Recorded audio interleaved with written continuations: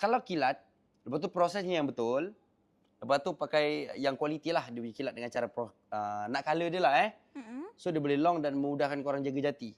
Tapi kalau beli jati, janji dia kilat, ada juga kilat yang bersifat sementara. Boy Jan pun pernah buat production yang kilat yang bersifat sementara. So tak best lah. Jadi macam, bila proses tak betul, walau pakai barang mahal macam mana pun, dia tak lama. So merugikan pembeli dan penjual juga. So inilah 10 tahun lebih perjalanan satu-satu nak faham barang. Result dia apa.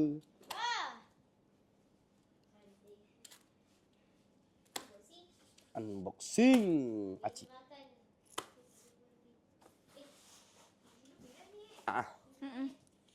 Yes, ini pilihan Acik.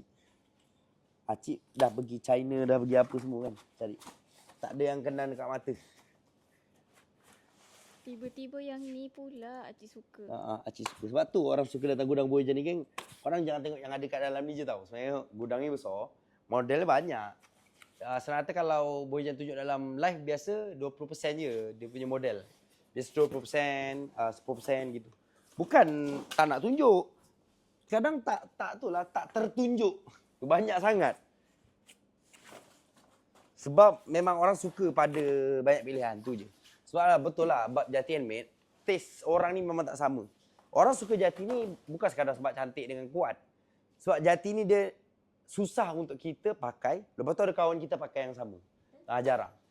Contoh Cobra. Ya betul, kawan pun boleh pakai Cobra. Tapi Cobra ada banyak stage dari 1000 lebih sampai ke 10,000. Ada gitu. Jatinya, uratnya. Memang kalau orang kata pemakaiannya sama je Boy Jan, tapi tak ada, tak pernah dapat soalan ni. Contohlah kalau orang ada soal lah. Allah, sama je, fungsi juga. Betul, sama juga macam kereta.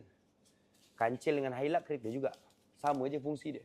Tapi kan keselesaan, keinginan, minat. Dia macam tu. Lebih kurang lagi yang kita.